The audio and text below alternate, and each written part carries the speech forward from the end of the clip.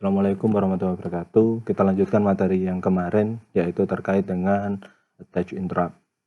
Pada sejumlah Arduino system memang hanya memiliki dua interrupt, yaitu adalah interrupt di pin 2 dan di pin 3, yang address interruptnya adalah 0 sama 1. Jika Anda membutuhkan interrupt yang lebih banyak dari yang dibutuhkan, maka Anda bisa menggunakan beberapa library, tapi juga harus dilihat lagi dengan spesifikasi Atomicanya apakah cukup kaki interruptnya. Contohnya adalah library wire, itu bisa menambahkan interrupt sampai 2 untuk kasus di Arduino Uno. Di sini addressnya, contohnya kita membuka yang namanya address untuk interrupt itu, sehingga kita punya interrupt itu di posisi blink, yaitu posisi 0 pada saat change, yaitu entah dia posisinya high atau low, berubah itu. Ada nanti ada yang falling, ada yang raise. Kalau falling itu adalah dari 1 ke 0, kalau raise itu dari atau up atau high, tergantung dari kondisinya. Nah, lalu berikutnya adalah kegunaannya untuk melakukannya namanya EEPROM. Nah, gunanya adalah pada saat ini posisinya adalah pada saat Anda melakukan upload atau restart dari sebuah proses Arduino, maka semua memori atau semua posisi state itu dihapus. Nah, oleh karena itu Anda membutuhkan sebuah persistent memory, ya. Ini adalah EEPROM, yaitu adalah seperti halnya storage, tapi sebenarnya adalah ROM, di mana kamu bisa menulis dengan cara electronics. Oke, kita harus lihat posisinya.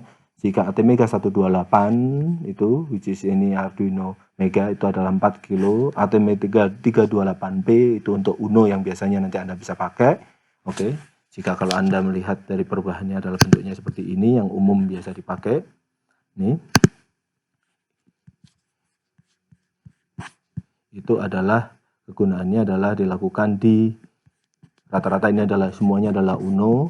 Nah, itu sekitar hanya 1 kilo. Nah, akan tetapi kalau Anda bicara tentang butuh Atmega yang lebih besar, yaitu 168 dan kawan-kawan, Anda bisa jauh lebih kecil. Nah, caranya simpel sebenarnya. Opsi yang pertama adalah melakukan read. Dan melakukan read adalah seperti ini. Ya sudah, kamu read, terus habis itu kamu baca satu-satu nih value dari read ini. Ini value-nya dari sini. Oke. Bentuknya adalah integer, representasinya adalah berbaitnya seperti itu.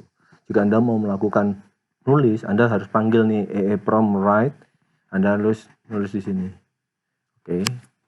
Jadi sangat simpel untuk nge-read sama ini. Jadi pada saat Anda merestart atau pada saat Anda upload kembali diagram Anda, sketch Anda, maka itu otomatis langsung jalan.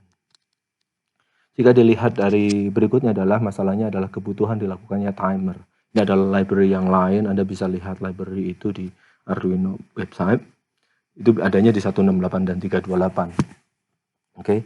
Nah, kurang lebih timer ini adalah seperti halnya Anda punya yang namanya timer di Java atau yang lain, yaitu dia akan mengeksekusi something. Oke, tanpa harus melakukan sleep. Ini adalah metode-metode di library timer 1. Oke.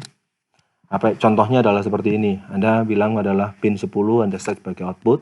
Oke, lalu Anda melakukan yang namanya timer initialization. Oke, di set sebagai setengah periode ya. Ini kita bisa lihat value-nya adalah 500.000. Oke, timernya kita set. Oke, pin 9 WM dengan duty cycle 50 ya. Kemarin masih ingat ya, 50-50. Oke, nah lalu Anda punya callback ya, yang akan dipanggil oleh timer ini di setiap periode ini. Apa yang dilakukan yaitu write value ini. Nah, maka sebenarnya tanpa Anda melakukan loop ini, program ini independently, ini adalah dipanggil. Jadi berbeda dengan kasus interrupt yang tadi. Kalau yang tadi interruptnya itu ada langsung di dalam serupa ya. Oke. Tapi Anda tinggal mendefinisikan yang namanya metode untuk sebagai handler dari sebuah interrupt. Seperti ini. Nanti secara reguler timer akan jalan seperti itu. Contoh yang lain, nih Anda punya LED di initialize untuk 150.000 ya. Ini kan biasanya duty cycle-nya. Oke. Nah, lalu kita bicara lengthnya apa, LED-nya mau di blink setiap 0,15. Oke, lalu Anda punya serialnya hanya untuk kebutuhan debugging saja.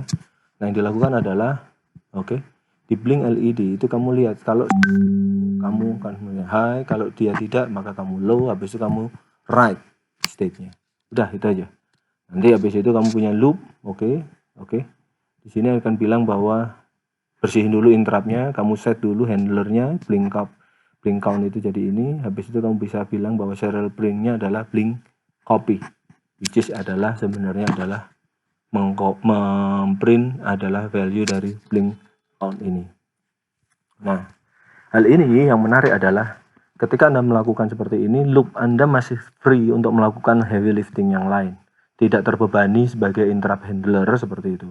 Berbeda dengan kalau kalian membuat yang namanya blinking LED dengan sleep. Pada saat Anda men-sleep, basically Arduino Anda adalah silent. Kalau ada interrupt yang terjadi, kalau ada data yang terjadi between sleep, maka dia tidak bisa mendapat. Itu yang harus Anda perhatikan. Kenapa butuh yang namanya interrupt dalam posisi seperti ini. Berikutnya sama, ini milis. Milis itu kayak current time milis di Java. Oke.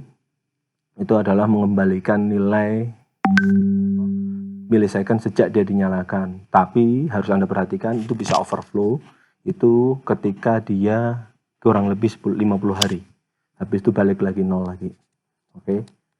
Nah, ini blinking without delay. Tadi yang saya sudah sampaikan, Anda juga bisa melakukannya seperti ini. Jadi kalau kita bicara, for example, you might want to blink an LED while reading a press button. Nah ini, kalau kamu sleep, ada button di press, maka sebenarnya press button itu nggak akan terdengar karena Arduino device Anda sedang melakukan yang namanya sleep. Oke, melakukan delay dalam hal ini. Oke, your program will miss the button press, right? Selanjutnya adalah kalau kalian lihat terkait dengan ini posisinya LED pin dipasang di 13. Ini milisnya adalah yang 0. Kamu bicara setiap detik akan dilakukan setan. Kamu cek LED-nya tadi di pin 0 sebagai output. Oke. Yang dilakukan adalah seperti ini sebenarnya. Kalian lihat. Cek ini. Oke. Current milis dikurangi previous milis. Kalau lebih besar dari ini, kamu ubah state-nya. Kalau belum, maka tetap akan dilakukan seperti ini. As simple as that.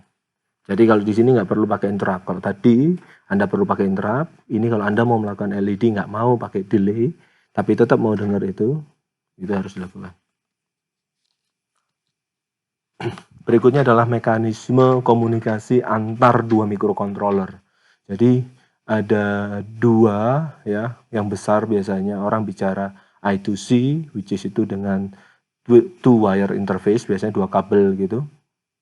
Atau Anda bisa menggunakan yang namanya serial peripheral interface. Nah, ini adalah sinkronus, beda dengan UART yang kemarin di mana kalian pin 0 sama pin 1 itu adalah yang satunya TX, yang satunya RX, yang satunya jadi master atau transmitter, yang satunya jadi slave atau hanya listen.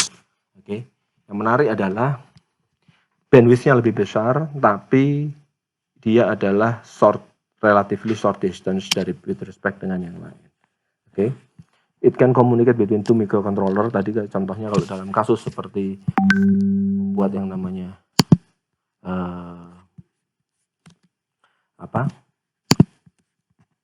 dua Arduino mau ngobrol bareng nih, Anda pengen mau melakukannya seperti apa, nah itu Anda bisa menggunakan ini.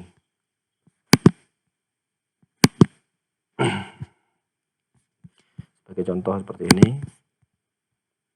jika Anda lihat ada komunikasi antara satu seri, tapi ini interface-nya sekali lagi ini pakai yang masih yang simple TX-RX yang pakai UART yang minggu lalu, oke?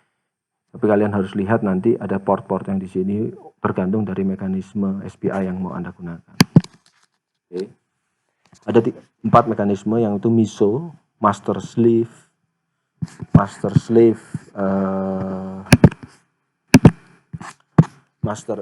master in, slave out. Itu artinya nanti ya, master itu adalah yang memulai pengomunikasi, yaitu akan menerima data dari para slave. Oke. Kalau mau si master out, slave in, yaitu adalah master akan mengeluarkan dan datanya akan dikirim ke dalam slave. Kalau ini SCK atau serial clock, itu adalah mereka akan mensinkronisasikan dua clock, lalu yaitu tadi biasanya slave akan mengikuti clock atau clocknya dari yang master, selanjutnya bisa dikomunikasikan seperti ini. Lalu yang namanya slave select itu adalah proses di mana Anda biasanya butuh sampai 3 pin ya. Jadi 3 pin pertama, 3 pin plus 1 atau plus sejumlah slave. Jadi kalau Anda punya satu master mau berbicara untuk 4 slave, maka ada butuh 3 pin untuk data. Nanti Anda butuh another 4 pin untuk melakukan select dari masing-masing slave. Jadi slave mana yang akan